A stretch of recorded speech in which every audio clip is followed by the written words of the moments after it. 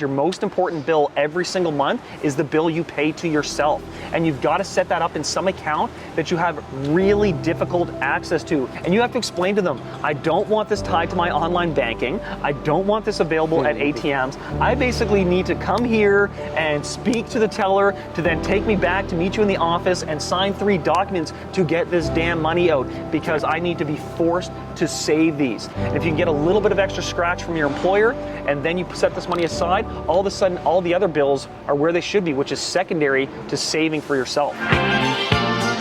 Welcome back, guys. It's Master Keys Podcast. I'm Neal Andrino. Chandler Halliburton. And today we're going over a topic that we think everybody's a bit interested in, and that's how to save for your first down payment. As always, if you're interested in our content, please like, subscribe, follow, and you can find our long form podcast and all that stuff. So, I mean, this one's kind of cliche and it's kind of boring, but it's an RRSP savings plan. So, because you can withdraw your RRSPs tax-free here in Canada to go towards the purchase of your first home, getting an RRSP set up early can help, and you may have an employer that actually matches your contribution.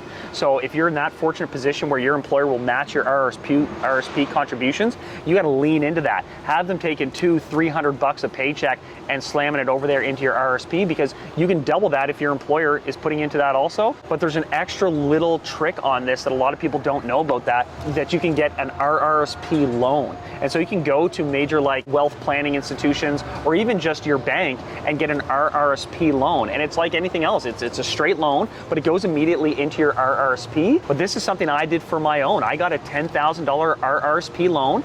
I put it right in there. And to be honest, on the 91st day, because that's the minimum, 90 days, I took it out and I bought a property with it, because I was able to combine that with a little bit of savings I had. And in 91 days, I had $10,000 from RRSPs and a little bit of other scratch I pulled together. And that got me my down payment for my first property. Flipping furniture. We've talked about this a little bit before. In today's day and age, 2022, 2021, the furniture market was out of this world. Things were on super, super long back orders. And so people were going to the used market, and the used market was crazy. People were like, yeah, it's $1,000 in the store. I'll give it to you for $950. But you could also find people that didn't really care or moving out and just need to get rid of the furniture, and you could pick it up for super cheap. So basically, if you can find a piece of really cheap furniture online, or you're driving by and you see it, you might be able to get a dresser for $50, maybe clean it up, paint it a little bit, or even literally just wipe it down, put it back on for $200-300 with proper photos, dimensions, all of the details, and you'd be surprised how quickly the stuff turns over. Rating your closet, and I know that sounds dumb, but look at this, for example. Like, I've got these ponies on, fresh kicks, you know, they're looking a little bit dusty because these are old. Fresh might not be the word. These are in my regular collection, so they're not in good shape. But there was a time there where I collected a bunch of sneakers, and so I've got probably, I don't know, a couple $1,000s worth of sneakers sitting at home in my closet, and probably another 400 sitting in the closet of my parents at their house.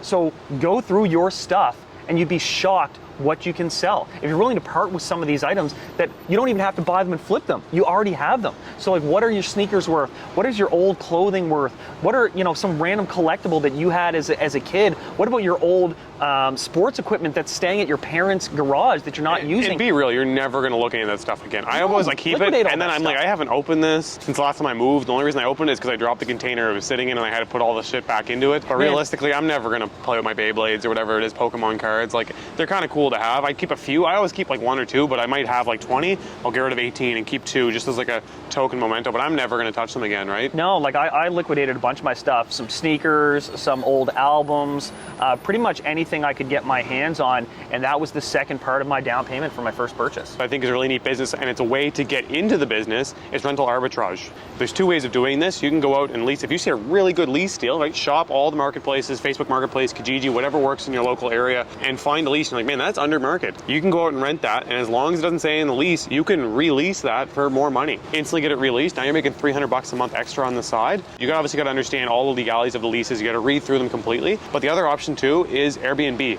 I find I list a lot of my apartments, and people come and they offer to lease them for 5 years. And what they're going to do is they're going to lease my apartment, they're going to furnish it, and they're going to throw it on Airbnb. And like, doesn't take long. Okay, you rent an apartment $1,500, but in that area, Airbnb goes for $200 a night. You need a week and a half to start making money. But again, if you have some safeties in place kind of on the contract, you understand how it all works, you could be making a lot of money. It can be super lucrative, and you can use that money to eventually buy your own, and then you don't have to be as worried about potentially defaulting on a lease because you own the property. And while it's kind of a risky endeavor, you can also flip it over to a fixed term rental at any point and sublet it out and feel pretty good about that. So you don't feel you're too exposed. The challenge with that is you have to have the cash to furnish the place up front. My last good credit though, Leon's or someone like that will give you a line of credit. Into it. I just did 3 Airbnbs. It was $5,000 a unit. So all you gotta do is get a $5,000 line of credit from one of these furniture companies, or you can finance your furniture. You can also rent the furniture. You can rent the furniture. You can finance the furniture. So I honestly get cash up front. There's a lot of people out there who started doing Airbnb arbitrage. It's going to sound maybe oversimplistic, but there is a real shortage in the labor force right now, which means you may have a lot of leverage at your employer. And when was the last time you asked for a raise? People don't do that nearly enough. The reality is the people that get ahead ask for stuff.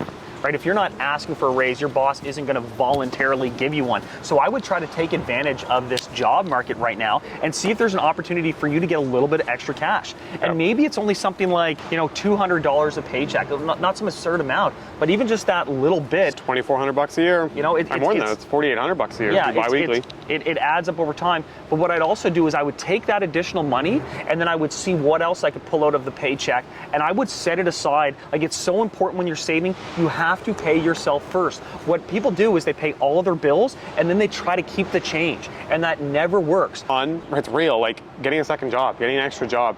And right now, the job market in a lot of places, predominantly North America, is crazy. People need people really badly. And so if you work a 9 to 5 or whatever it may be, there will be evening positions available, whether it be at restaurants or random little positions, and people are willing to take people on as part-timers right now because they're so desperate for extra help or weekends. Like when I started, I was sealing driveways on the weekend, and it was a great way to make money.